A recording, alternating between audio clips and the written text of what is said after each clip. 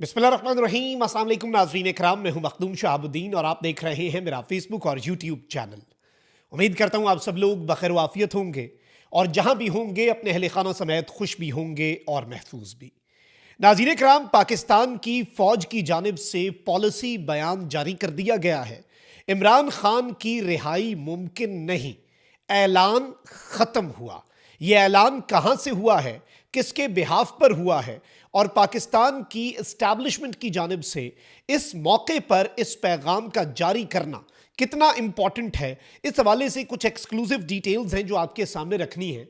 जबकि इस सबके अंदर अली अमीन गंडापुर ने आर्मी चीफ के साथ होने वाली गुफ्तगू जो है उस हवाले से कुछ इंकशाफात किए कि आर्मी चीफ ने कहा कि गोली हमने नहीं चलाई और जाहिर बात है उसके बाद फिर हुकूमत की तरफ उंगलियां उठना शुरू हो गई।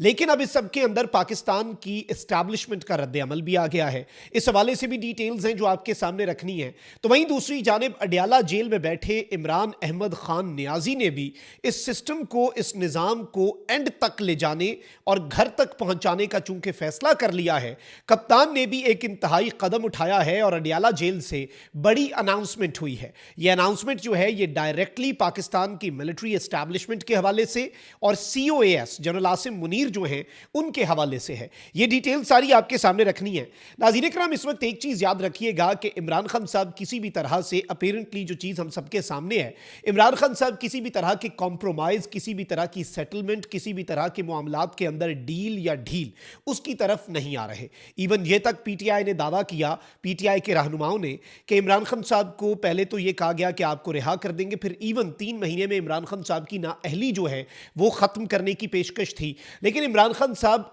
बदले में कोई वक्त इस सिस्टम को नहीं देना चाह रहे। निज़ाम 2 साल मांग रहा था तो इमरान खान साहब कहते हैं मैं 1 मिनट भी नहीं दूंगा।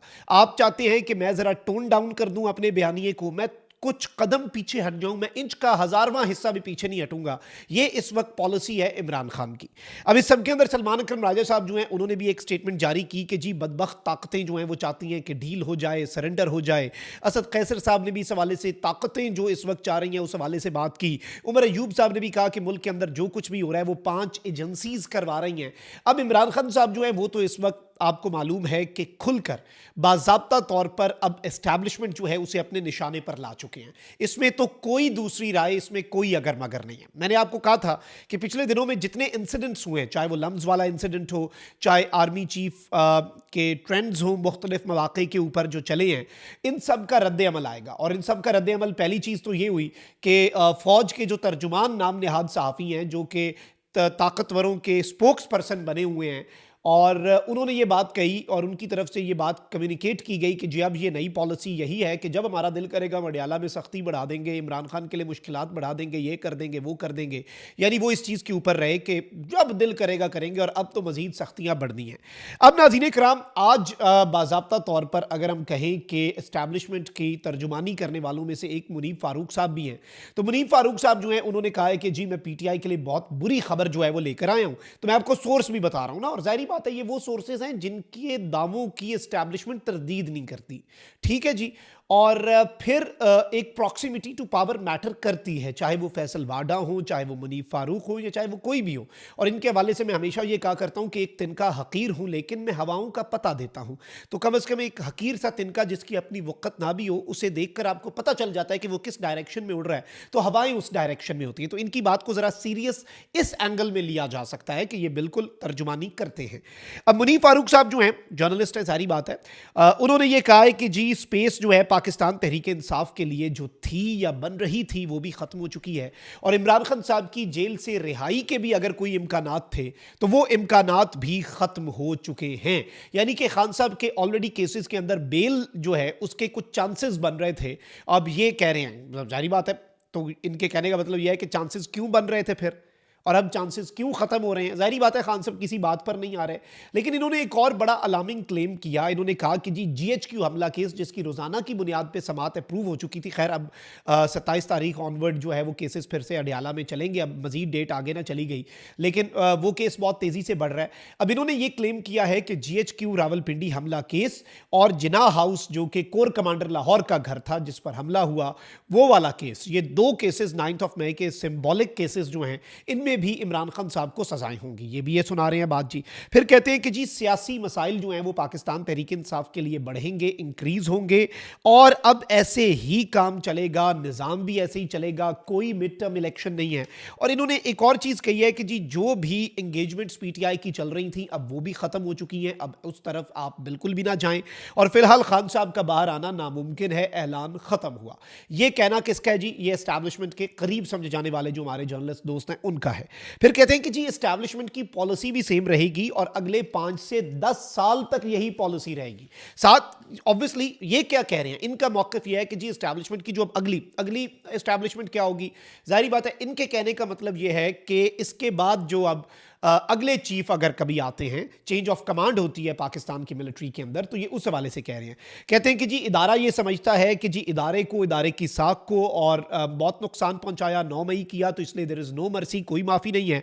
और इन्होंने साथ ये भी कह दिया कि जी अभी तक कोई इंटरनेशनल इंटरवेंशन नहीं हुई इमरान खान साहब के लिए, अलबत्ता चंद मुल्कों ने ये ज़रूर कहा कि जी इमरान खान साहब जो हैं वो कोई ख़ास अच्छे बंदे उन्हें नहीं लगे और चंद मुल्कों ने ये ज़रूर कहा, बदतारीफ़ी की इमरान खान साहब की, ये भी ये क्लेम कर रहे हैं। अब ये बड़े खतरनाक क्लेम्स हैं और एक ऐसे मौके पर ये क्लेम्स आ रहे हैं कि जी चेंज ऑफ कमांड भी हो गई ना, आर्मी चीफ ने अपना टेन्योर पूरा करके कोई नया आर्मी चीफ भी आ गया ना, तो अगले जो हैं उन्होंने भी आके पॉलिसी इमरान खान साहब के हवाले से चेंज नहीं करनी और अभी मुस्तकबिल करीब के अंदर तो इमरान खान साहब की रिहाई को आप भूल जाएं और पीटीआई के लिए जो पॉलिटिकल स्पेस बन रही थी आप उस पॉलिटिकल स्पेस को भी भूल जाएं। साथ ही साथ अली अमीन गंडापुर साहब के हवाले से जो एक क्लेम आया अली अमीन गंडापुर साहब ने किया आर्मी चीफ के हवाले से, उसकी भी तरदीद की जा रही है और उसकी भी तरदीद जारी अनऑफिशियली जो है वो की जा रही है कि उन्होंने इस तरह की बात कही और उसे आउट ऑफ कॉन्टेक्स्ट गंडापुर ने यूज़ किया। इस तरह के मामलात भी इस वक्त बहुत से लोगों के ज़रिए कम्युनिकेट करने की कोशिश की जा रही है।